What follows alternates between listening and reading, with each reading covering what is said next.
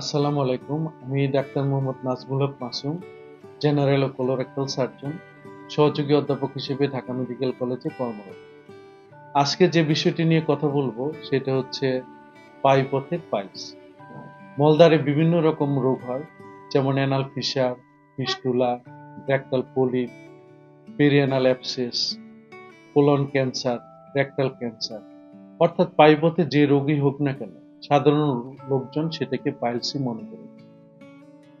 আসলে পায়ুপথে বিভিন্ন রকম রোগ হয় এবং রোগ ভেদে তার চিকিৎসাও ভিন্ন ভিন্ন রকম।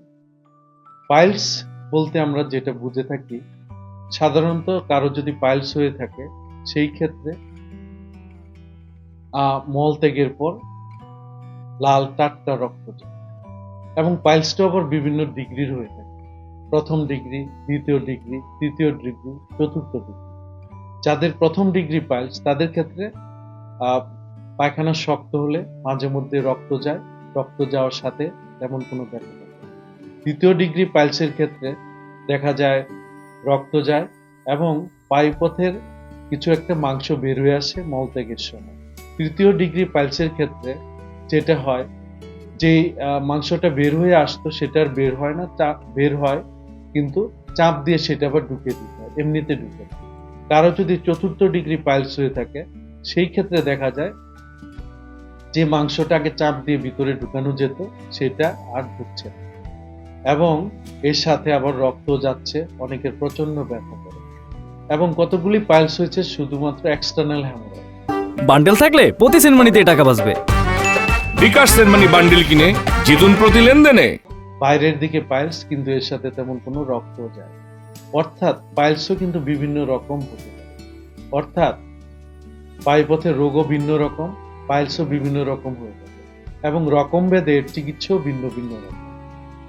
যদি কারো দেখা যায় প্রথম ডিগ্রি পাইলস হয়ে থাকে সেই ক্ষেত্রে শুধুমাত্র খাদ্যাভ্যাসটা যদি পরিবর্তন করে, প্রচুর পরিমাণে পানি খায়, শাকসবজি খায় এবং কখনো যদি কোষ্ঠকাঠিন্য হয়ে থাকে সেটা পায়খানাটা নরম রাখে এবং কিছু পরিমাণ ঔষধ খেয়ে কিন্তু এটা থেকে সম্পূর্ণভাবে নিরাময় করা যায় অথবা নিয়ন্ত্রণে রাখা যায়।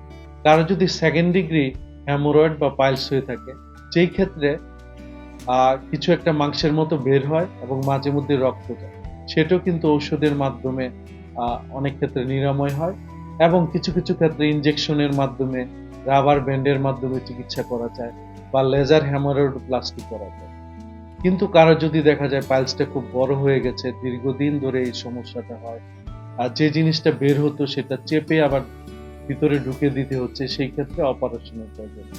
আজকাল অনেক আধুনিক চিকিৎসা রয়েছে, আমরা লেজারের মাধ্যমে চিকিৎসা করে থাকি, যেটাকে আমরা লেজার হ্যামারোডোপ্লাস্টি এবং হ্যামারোডোপেক্সি বলে থাকি। একটা স্টেপলার মেশিনের মাধ্যমে অপারেশন করা যায়, যেটাকে আমরা স্টেপল হ্যামারোডোপেক্সি বলে থাকি। অর্থাৎ পায়ুপথে বিভিন্ন রকম পাইলস থাকে এবং এর চিকিৎসাও ভিন্ন ভিন্ন রকম। আমরা যদি সঠিকভাবে সঠিক চিকিৎসা করতে পারি তাহলে এই রোগ থেকে সম্পূর্ণ নিরাময় হওয়া সম্ভব। অনেকে মনে করে থাকে পায়ুপথে পাইলসের চিকিৎসা করলে আবার হয়। আমি বলবো, যদি সঠিকভাবে এটার চিকিৎসা করা হয়, এটা রোগটা কি পর্যায়ে আছে সেটাকে নির্ণয় করে চিকিৎসা করলে এটা থেকে ভালো হওয়ার সম্ভাবনা প্রায় শতভাগ। ধন্যবাদ।